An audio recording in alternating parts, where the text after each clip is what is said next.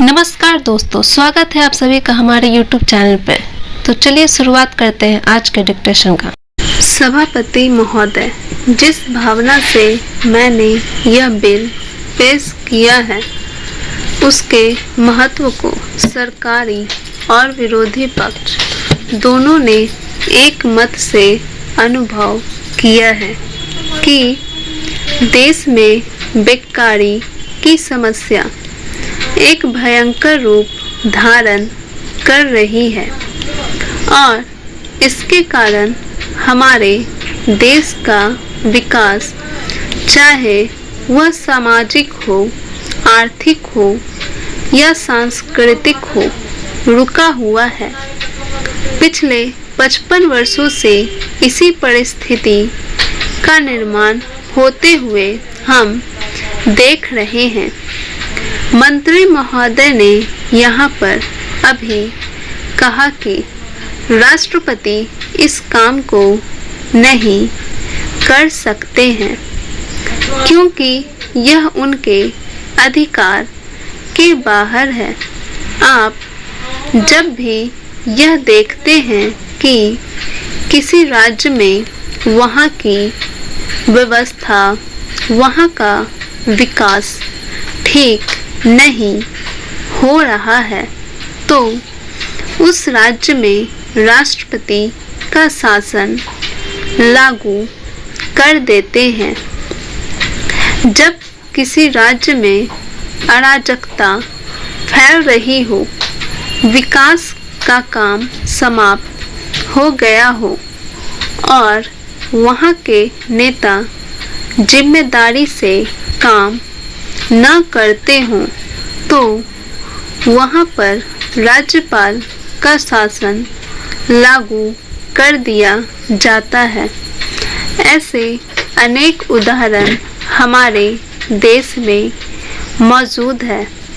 इसी प्रकार हमारे राष्ट्रपति सबसे ऊंचे अधिकारी हैं और अगर देश में इस तरह की स्थिति काफी समय तक चलती रही तो राष्ट्रपति को आपातकालीन स्थिति में इस देश की सुरक्षा के लिए, इस देश की प्रगति के लिए सारी जिम्मेदारी अपने हाथ में ले लेने का अधिकार है।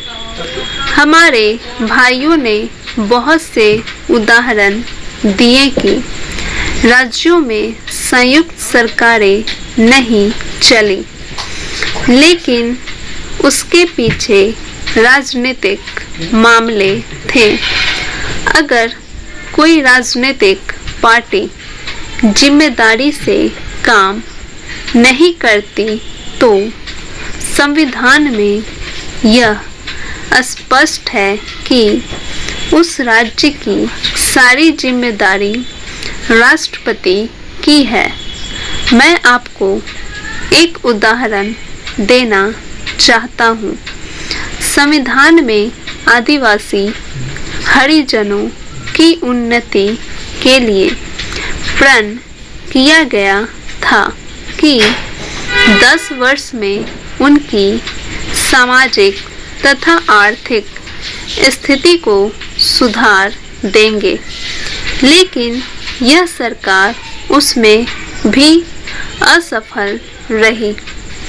इस समय को 4 बार 10-10 साल के लिए बढ़ाया जा चुका है, लेकिन फिर भी उनकी आर्थिक और सामाजिक उन्नति नहीं हो रही है। इसमें यह सरकार बिल्कुल असफल रही है। पिछले सत्र में इस विषय पर सरकार के विरुद्ध अविश्वास का प्रस्ताव भी आया था।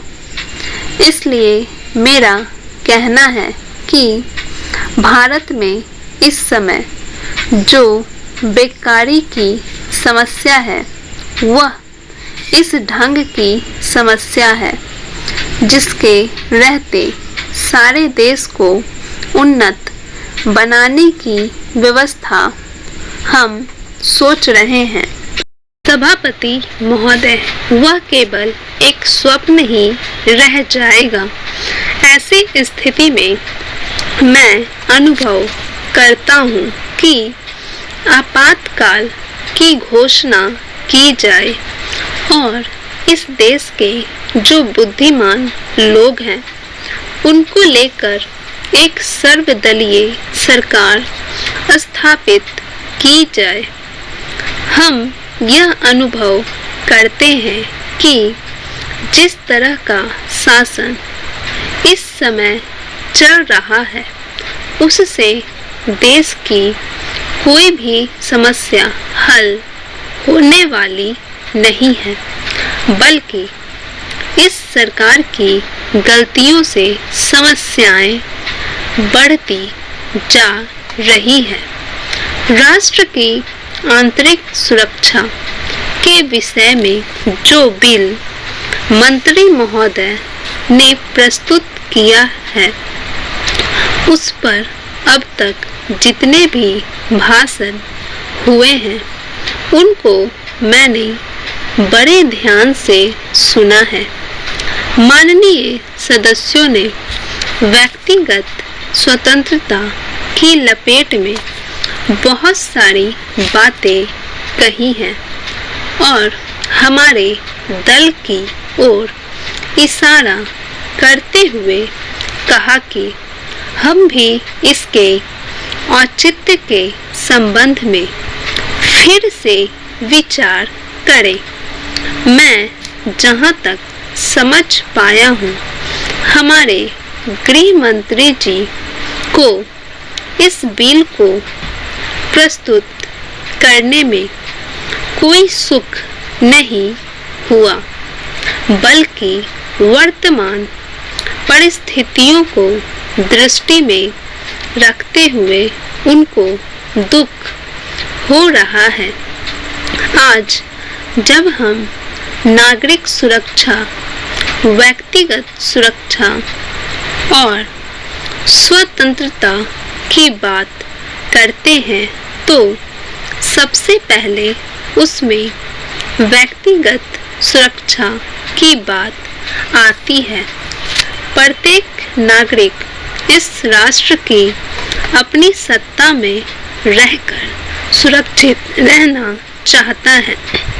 हमने इस बात की सुरक्षा अपने संविधान में दी है और हम यह आशा करते हैं कि राजनीतिक दलों में आपसी मतभेद होते हुए भी राजनीतिक मतभेद का आदर होना चाहिए।